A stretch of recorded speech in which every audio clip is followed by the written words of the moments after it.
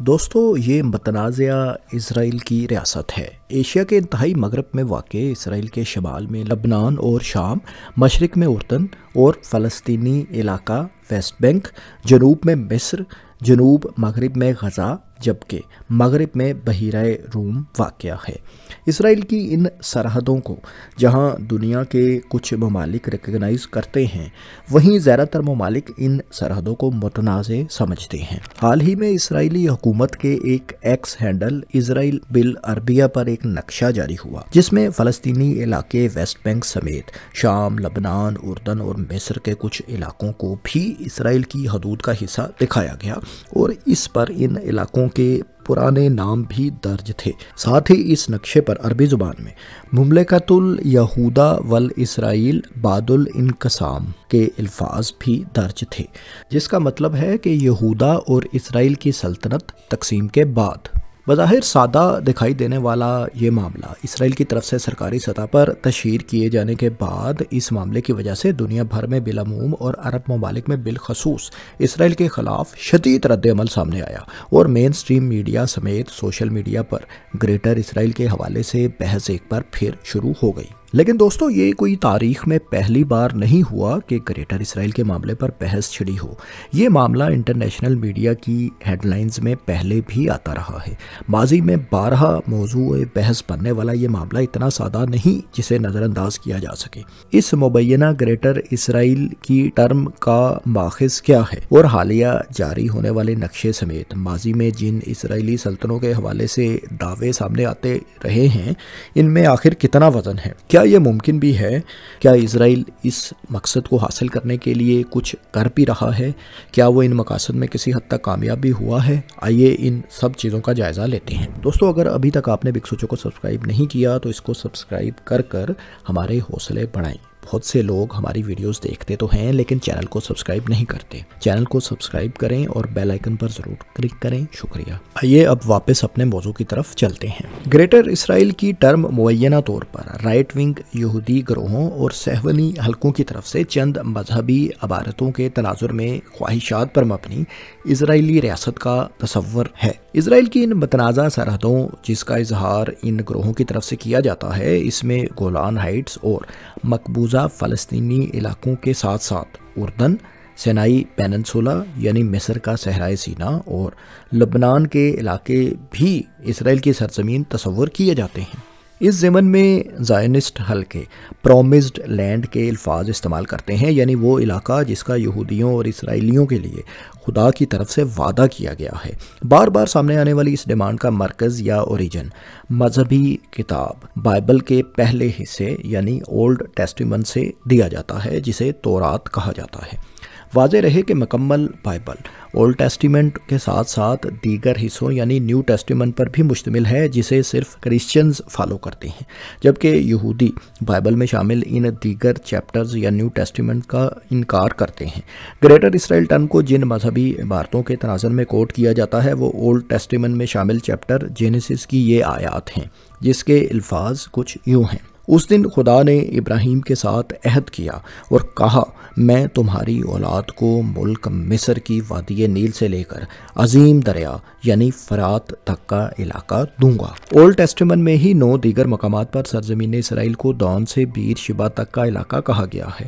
یہ وہی علاقہ ہے مبینہ طور پر جہاں یہودیوں کے قدیم 12 قبائل آباد تھے۔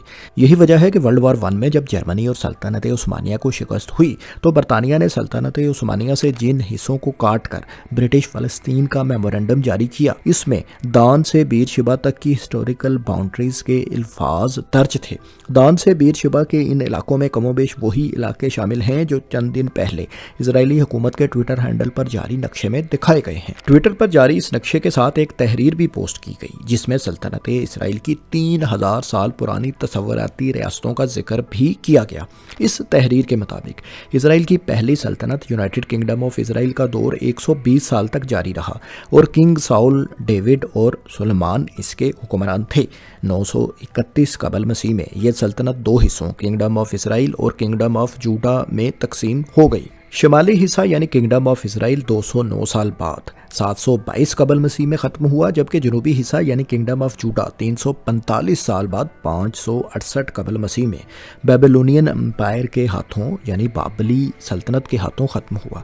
بیبلونینز کی لشکر کشی نے یروشلم اور ہیکل سلیمانی کو تباہ کر دیا اور اسرائیلی کنعان اور مصر سمیت شمالی افریقہ کے مختلف حصوں میں پھیل گئے۔ دوستو، یہاں یہ ضروری ہے کہ اس اسرائیلی سلطنت کے حوالے سے کیے گئے دعوے اور اس کے بعد یہودیوں اور اسرائیلیوں کے مختلف علاقوں میں منتشر ہو جانے کے حوالے سے متعلق تحقیقی حقائق کو جانا جائے تاکہ سمجھنے میں مدد مل سکے کہ تاریخ اس دعوے کے بارے میں کیا کہتی ہے۔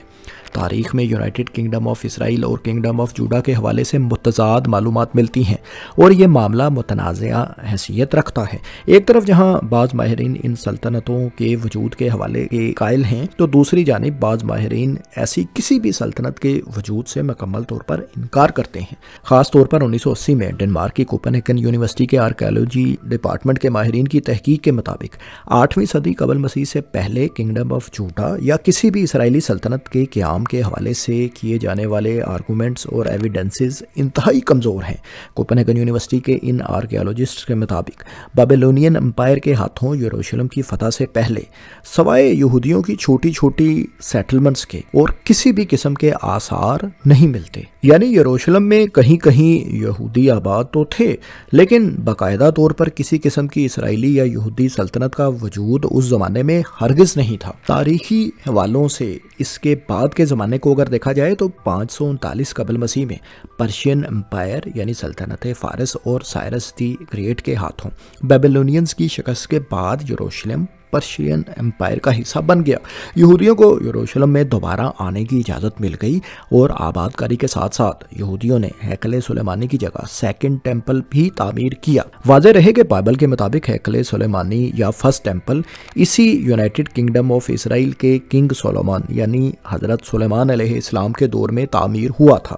اسی ہیکل میں تابوت سکینہ رکھا جاتا تھا اور اسی تابوت کا ذکر قرآن پاک میں بھی ہے۔ اس کے بعد یروشلم کبھی اسکندر اعظم کے ہاتھوں یونانی سلطنت کا حصہ بنا تو کبھی شامی فاتحین کے ہاتھوں فتح ہوتا رہا، لیکن یہودیوں کا وجود یروشلم کے شہریوں کی حیثیت سے ہی صرف رہا۔ 70 عیسوی میں رومن شہنشاہ ٹائٹس کی فوجوں نے یروشلم کا محاصرہ کیا جو اس وقت ایک قلعہ نما شہر تھا۔ 5 ماہ جاری رہنے والے اس محاصرے کے بعد رومنز شہر میں داخل ہونے میں کامیاب ہو گئے۔ یروشلم کو تباہ اور ہیکل سلیمانی پر بنائی جانے والے سیکنڈ ٹیمپل کو ختم کر کے یہودیوں کو ایک بار پھر یروشلم سے نکال دیا گیا۔ 637 عیسوی میں خلیفہ دوم حضرت عمر فاروق رضی اللہ تعالیٰ عنہ کے دور میں یروشلم اور بیت المقدس مسلمانوں کے کنٹرول میں آ گیا اور اگلے 1300 برس یعنی سلطنت عثمانیہ کے خاتمے تک مسلمانوں کے پاس ہی رہا۔ اگرچہ سارے عرصے میں یہودیوں کو ایک بار پھر یروشلم میں داخلے کی اجازت تو مل چکی تھی، لیکن اس عرصے میں یروشلم سمیت دنیا کے کسی بھی حصے میں یہودی یا اسرائیلی سلطنت کے کسی وجود کا نام و نشان نہیں تھا، لیکن پرومسڈ لینڈ کا ان کا مذہبی عقیدہ یا اسپریچول ڈیزائر کسی نہ کسی شکل میں ان کے اندر موجود ضرور تھی۔ ان 1300 سالوں میں جہاں مسلم سلطنتیں اسپین اور قسطنطنیہ کو فتح کرتے ہوئے یورپ تک پہنچ گئیں، وہیں یہودی قوم بھی مشرق وسطیٰ اور شمالی افریقہ کے علاوہ یورپ کے مختلف علاقوں میں پہنچتی رہی۔ عمومی طور پر یورپ کے مختلف شہروں میں یہودیوں کی چھوٹی چھوٹی آبادیاں شہروں سے ہٹ کر آباد ہوا کرتی تھیں اور وہ میزریبل کنڈیشن یعنی بدترین حالات میں رہا کرتے تھے۔ دوستو، گریٹر اسرائیل کے نظریے پر اگلی اہم پیش رفت 19ویں صدی کے آخر میں سامنے آئی جب ماڈرن پولیٹیکل زیونزم کے بانی تھیوڈور ہرزل نے 1896 میں دا جوئش اسٹیٹ نامی کتاب لکھی اور اس کے ذریعے یہودیوں کے لیے الگ ریاست کی تحریک کا آغاز کیا۔ ہرزل کا کہنا تھا کہ یہودی الگ قوم کی شناخت رکھتے ہیں، ان کے پاس صرف اپنی ایک ریاست کی کمی ہے، لہٰذا یہودیوں کو یورپ سے نکل کر فلسطین میں جا کر آباد ہونا چاہیے۔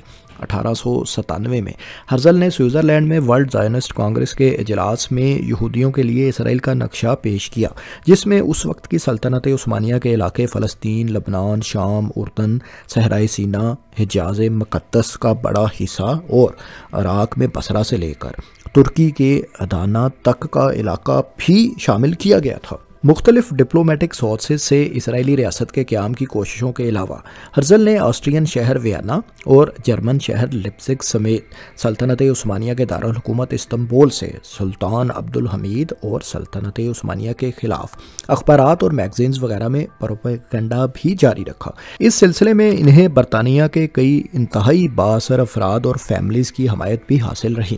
دوسری طرف فلسطین میں جب بڑی تعداد میں یورپ سے یہودی آنے لگے تو سلطان عبدالحمید نے انہیں سلطنت عثمانیہ میں رہنے کی جگہ تو دی، لیکن فلسطین میں آ کر نئے آباد ہونے والوں کے لیے جائیداد کی خرید و فروخت پر پابندی لگا دی گئی۔ ہرزل کے استنبول سے شائع ہونے والے پروپیگنڈے کو جب اوٹومن آفیشلز نے بند کروایا تو ہرزل کو استنبول چھوڑنا پڑا۔ 1904 میں تھیوڈور ہرزل کی وفات کے بعد زائونسٹ کانگریس کے اجلاس متواتر ہوتے رہے اور اسرائیل کے قیام کی کوششیں بھی جاری رہیں۔ جنگ عظیم اول میں سلطنت عثمانیہ کی شکست کے بعد جہاں عرب ریاستوں کا قیام سامنے آنے لگا، وہیں فلسطین برطانیہ کی تحویل میں چلا گیا۔ 1948 میں اقوام متحدہ کی طرف سے برٹش فلسطین کو دو ریاستوں یعنی عرب اسٹیٹ اور اسرائیل میں متنازع طور پر تقسیم کر دیا گیا۔ اس کے ساتھ ہی یروشلم کو انٹرنیشنل سٹی کا درجہ دے کر اس کا کنٹرول یونائٹڈ نیشنز نے اپنے پاس رکھا۔ اس دوران صہیونی لابیز اور اسرائیلی رائٹ ونگ حلقوں کی جانب سے اسرائیلی سرحدوں کی توسیع پسندانہ سوچ اور بیانات کا سلسلہ بھی جاری رہا۔ یہی وجہ تھی کہ مشرق وسطیٰ میں کسی تنازع کا آغاز ہوتا اور اس کے بعد اسرائیل یروشلم کے ساتھ ساتھ عرب ریاستوں کے سرحدی علاقوں پر اپنا کنٹرول مزید بڑھاتا چلا جاتا۔ یہ روش اسرائیل نے گزشتہ کئی دہائیوں سے جاری رکھی ہوئی ہے۔ 1960 اور 70 کی دہائی میں اسرائیل کی رائٹ ونگ پارٹیز نے دا موومنٹ آف گریٹر اسرائیل شروع کی۔ 1967 میں عرب اسرائیل جنگ کے بعد اس تحریک نے باقاعدہ ایک آرگنائزیشن کی شکل اختیار کی اور اپنی حکومت پر دباؤ ڈالا کہ جنگ کے نتیجے میں اسرائیل کے قبضے میں آنے والی شام کی گولان ہائٹس، مصر کی صحرائے سینا، اردن کے ویسٹ بینک اور فلسطین کے علاقے غزہ کو باقاعدہ اسرائیل کا حصہ بنایا جائے اور یہاں یہودیوں کی آباد کاری کی جائے۔ اس وقت کے اسرائیلی وزیر اعظم نے بھی اس حوالے سے بیان دیا کہ 1948 میں فلسطین کی تقسیم غیر منصفانہ ہوئی تھی۔ یروشلم مکمل طور پر ہمارا ہے اور گریٹر اسرائیل کی سرحدوں کو ہمیشہ کے لیے یعنی پرماننٹ طور پر بحال کیا جائے گا۔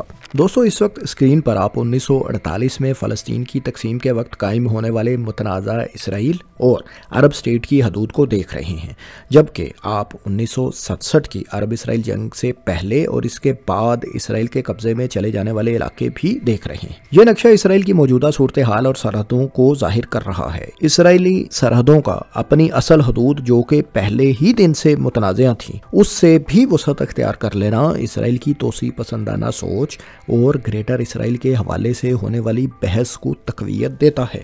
حال ہی میں جاری ہونے والے نقشے کے علاوہ رائٹ ونگ پارٹی کی اسرائیلی حکومت کے وزیر خزانہ نے کچھ عرصہ قبل پیرس میں ایک تقریب کے دوران اردن، شام اور مصر کے بعض علاقوں پر مشتمل مجوزہ متنازع اسرائیلی ریاست کا نقشہ بھی پیش کیا۔ 2023 میں ایک جرمن ٹی وی کو انٹرویو دیتے ہوئے انہوں نے کہا کہ میری خواہش ہے کہ نیل سے فرات تک گریٹر اسرائیل کا وجود ہو اور اس کا کیپٹل یروشلم دمشق تک پھیلا ہو۔ دوستو، گزشتہ چند دہائیوں میں مڈل ایسٹ میں ہونے والی متعدد ڈیولپمنٹس بھی اس سلسلے کی کڑی سمجھی جا رہی ہیں جنہیں کسی صورت نظر انداز نہیں کیا جا سکتا۔ گزشتہ ٹرم میں امریکی صدر ڈونلڈ ٹرمپ کی طرف سے یروشلم کو انٹرنیشنل سٹی کی بجائے اسرائیل کا کیپٹل تسلیم کرنا ہو یا مغربی کنارے میں تعمیر ہونے والی یہودی بستیوں کا معاملہ، ایسے ہی شام میں اسد حکومت کے خاتمے کے بعد اسرائیلی فورسز کی شامی علاقوں میں حملوں اور پیش قدمی سمیت غزہ پر اسرائیلی کنٹرول جیسے اقدامات کو ایک دوسرے کے ساتھ جوڑ کر جب دیکھا جائے تو یہ سب ڈیولپمنٹس اسرائیل کی توسیع پسندانہ سوچ کو ہی ظاہر کرتی ہیں۔ ایران کے خلاف اسرائیل کی مسلسل بڑھتی ہوئی ہرزہ سرائی اور عراق میں صدام حسین کی حکومت کا تختہ الٹنا بھی اسی سلسلے کی کڑیوں کے طور پر ہم دیکھ سکتے ہیں۔ ایک طرف اردن میں پرو اسرائیل حکومت قائم ہے تو دوسری طرف تباہ حال لبنان اور شام میں اسرائیلی کارروائیاں اور مداخلت بڑھ رہی ہے۔ ایسے ہی صدام حسین کی حکومت کے خاتمے کے بعد عراق بھی امریکی اثر و رسوخ میں ہے۔ گویا پولیٹیکل ٹرمز میں تو گریٹر اسرائیل کلیم کیے جانے والے اکثر علاقوں میں کسی نہ کسی شکل میں امریکی اور اسرائیلی تسلط نظر آنا شروع ہو چکا ہے، لیکن جغرافیائی حوالوں سے یہ بات انتہائی اہم کانا ہے کہ یہ تمام ممالک اسرائیل کے قبضے میں چلے جائیں اور یہاں صرف ایک اسرائیلی اور یہودی حکومت کا قیام ہو۔ مجموعی طور پر دنیا بھر میں یہودیوں کی تعداد چند ملین ہی ہے اور خود اسرائیل میں رہنے والے بیشتر اسرائیلی شہریوں کے پاس بھی ڈول نیشنلٹی ہے اور وہ امریکی، آسٹریلوی یا یورپی ممالک کی شہریت رکھتے ہیں۔ ऐसी सूरत हाल में मिडल ईस्ट के दीगर ममालिक में बसने वाले करोड़ों लोगों को गवर्न करना, जो मजहबी और नस्ली लिहाज से इसराइलियों और यहूदियों से मुख्तलिफ हैं, एक नामुमकिन अमल होगा और ऐसी किसी भी कोशिश से पूरा मशरिक़ वस्ता एक और ना ख़त्म होने वाली मुस्तकिल बदअमनी का शिकार हो जाएगा। दोस्तों, ग्रेटर इसराइल तनाज़े पर तारीखी हक़ाइक़ से जुड़ी ये वीडियो आपको कैसी लगी? मिडल ईस्ट में होने वाले पिछले चंद दहाइयों और सालों की डेवलपमेंट्स को लेकर इस मामले पर आपकी क्या राय है? कमेंट्स में हमें ज़रूर आगाह करें और इस तरह की मालूमाती तहकीकाती वीडियोज़ आइंदा देखने के लिए हमारे चैनल को सब्सक्राइब भी कर लें और बेल आइकन पर ज़रूर क्लिक करें। शुक्रिया।